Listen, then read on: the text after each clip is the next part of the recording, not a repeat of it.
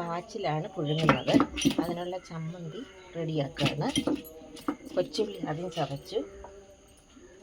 ഇത് കാന്താരിയുണ്ട്, മുളക്, വേറൊരു മുളകുണ്ട്.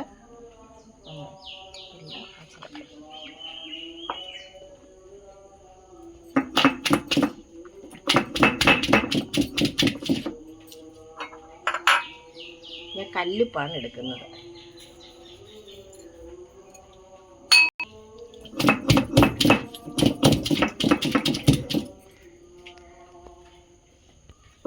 ഞാൻ കുറച്ച് മുളക് പൊടിയും ഇടുന്നുണ്ട്, നമ്മുടെ ചമ്മന്തിക്കൊരു കളറിന്.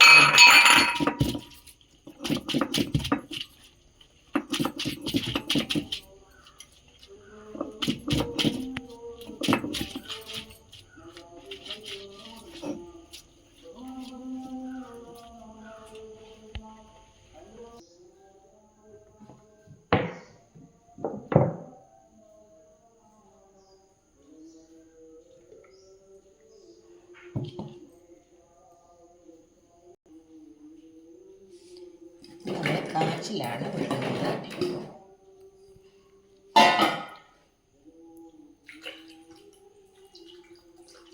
കുറച്ച് വെള്ളം ഒഴിക്കുക. അപ്പോൾ ഇത് വാർത്ത് കളയേണ്ട കാര്യമൊന്നുമില്ല, ആവിയിലാണ് പുഴുങ്ങേണ്ടത്. പണ്ട് കാലത്ത് മിക്സിയൊന്നും ഇല്ലാത്ത സമയത്ത് മിക്കവാറും വീടുകളിലെല്ലാം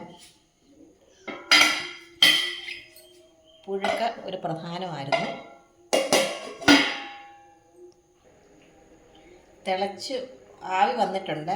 ഞാൻ കുറച്ച് ഉപ്പുകല്ല് വെതറുകയാണ്. ഞാൻ കൂടുതലും ഉപ്പുകല്ലാണ് ഉപയോഗിക്കാറുള്ളത്. ഇത് ആവി വരുമ്പോൾ ഇത് അലിഞ്ഞ് എല്ലാം ചേർന്നോളും.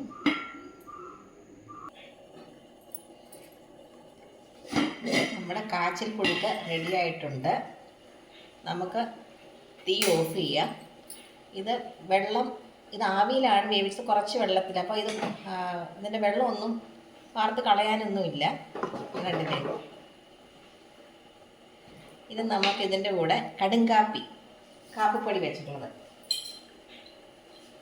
ഇതൊക്കെ ഓർക്കുമ്പം പഴയ കാലത്തെക്കുറിച്ചൊക്കെ ഓർമ്മ വരുന്നത്.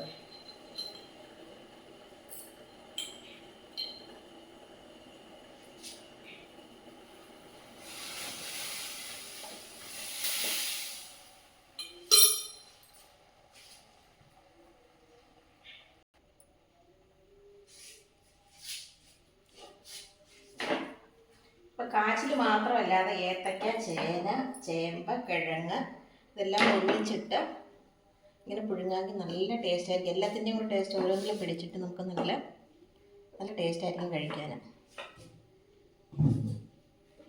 നിങ്ങൾക്ക് ഓർമ്മ വരുന്നില്ലേ പഴയ കാലവും ഈ പുഴുക്ക് കഴിക്കുന്ന കാലമൊക്കെ? അതിൻ്റെ കൂടെ കടുങ്കാപ്പി. പണ്ട് രാവിലെ എഴുന്നവർക്ക് കടുങ്കാപ്പിയായിരുന്നു. ഇതുപോലെ പാൽക്കാപ്പി അല്ലായിരുന്നു. പശുവിനെ കറക്കുമ്പോൾ കുറച്ച് വെളുക്കുമ്പോഴല്ലേ പശുവിനെയൊക്കെ കറക്കുന്നത്.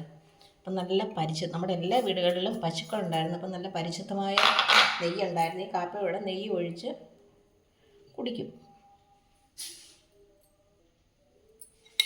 ഇതിൻ്റെ കൂടെ മുളക് ചമ്മന്തി.